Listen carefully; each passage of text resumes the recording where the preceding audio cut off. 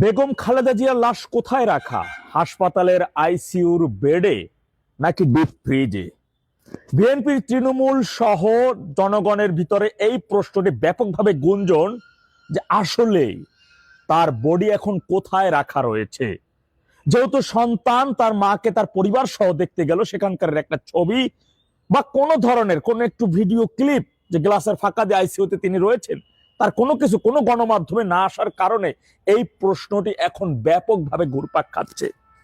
আচ্ছা, বিএনপির মধ্যে এমন কোন দায়িত্বশীল নেতা কি নাই যিনি যে তারেক রহমানকে বুঝিয়ে বলবেন যে লিডার, ম্যাডামের বিষয়টা অফিসিয়ালি ঘোষণাটা দিয়ে দিন, দেখুন ওনার বিদায়ী আত্মাটা আর কষ্ট দেওয়ার দরকার নেই, আমরা আপনাকে আমাদের চূড়ান্ত চেয়ারম্যান হিসেবে মেনে নিয়েছি এবং সারা বাংলাদেশ আপনার সাথে আছে এবং আপনি শতভাগ প্রধানমন্ত্রী হবেন, আর দরকার নেই এই লাশ নিয়ে রাজনীতি করা, মায়ের লাশ নিয়ে অন্তত পক্ষে। তিনি তো দলের জন্য কিছু করছে, যাই হোক তিনি তো বটগাছ ছিলেন দলের।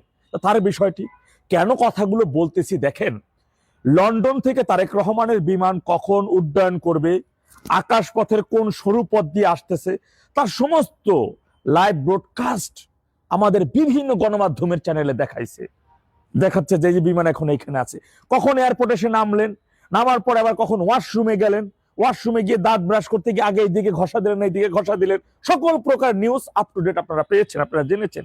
কিন্তু তিনি সমাবেশ শেষ করে যখন এবার কেয়ার হাসপাতালে গেলেন স্ত্রী কন্যাকে নিয়ে, তার আইসিইউর মধ্যে যদি তার মাকে তিনি দেখতে যাবেন, সেখানকার একটা নিউজ কি কেউ পেয়েছেন যে ভিতরে আসলে তিনি কোন অবস্থায় বা কি?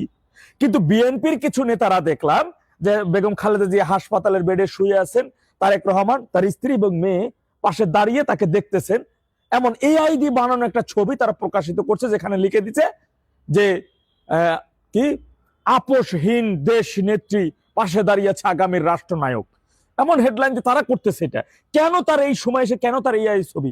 এর আগে আপনারা জানেন যে এর আগে আমি কিন্তু বিভিন্ন সোর্সের মাধ্যমে পেয়ে তথ্য আপনাদের মাঝে প্রকাশিত করেছি যে বেগম খালেদা জিয়া দুনিয়া তার নেই, তিনি তার জীবন শেষ করেছেন, দুনিয়াতে তার যাত্রা অন্তিম যাত্রা শেষ হয়েছে, তিনি আল্লাহটাকে সারা জীবনের জন্য চলে গেছেন। কিন্তু এখন এই মুহূর্ত থেকে কেন এখন পর্যন্ত রানিং যেটা চলতেছে, তার এই মৃত্যু নিয়ে বা তার এই অবস্থা নিয়ে, যদি সে অসুস্থই হবে, ধরে নিয়ে তার কথা যে অসুস্থ, আইসিইউতে আছে, তাহলে এত নিউজ হলো, গ্লাসের ফাঁকা দিয়ে একটা ছবি মিডিয়াতে দেওয়া যেত না? সন্তানই তো দেখতে গেছে, অনেক আকাঙ্ক্ষিত ভাবে তার সন্তান তারেক রহমান আসবেন, তাকে এই অবস্থায় দেখবেন, তার একটা ছবি কেন মিডিয়াতে আসলো না? কেন সেই একটা নিউজ মিডিয়াতে প্রকাশিত হলো না? কেন খালেদা জিয়ার বিষয়ে বিএনপি নেতা কর্মীদের ভিতরে এখনো এত অনীহা? কেন তার বিষয়ে আপডেট, কেন তথ্য দলের নেতা কর্মীরাও কেন পাচ্ছে না, দেশের সাধারণ জনগণও পাচ্ছে না? আমি তো আফসোস যে তিনি আমার দেশের এই এই নেত্রী, তিনি আমার দেশের প্রথম মহিলা প্রধানমন্ত্রী ছিলেন, নারী প্রধানমন্ত্রী ছিলেন নাকি? তাহলে তার এই শেষ সময়, মানে এমন সময় তাকে নিয়ে এত কৌতূহল, এত নাটক কেন?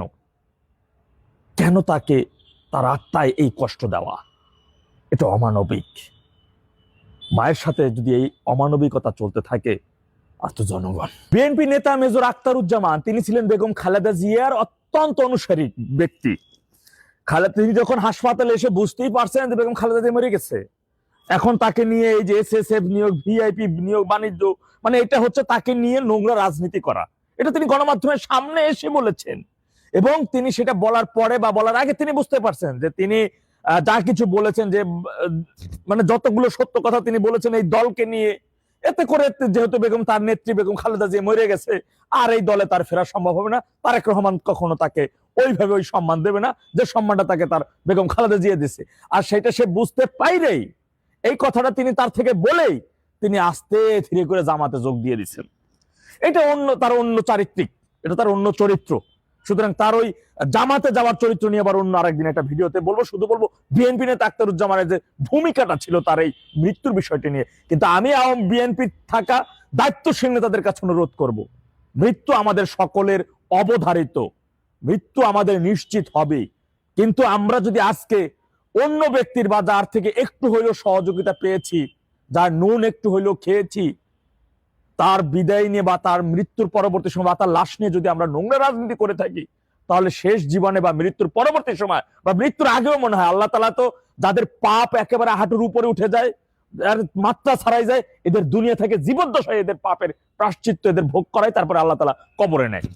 এটা চিরন্তন সত্য। সুতরাং আমি আপনাদের কাছে অনুরোধ করব, এটা বাদ দেন, এই রাজনীতি করেন না, দরকার নাই এই ক্ষমতা।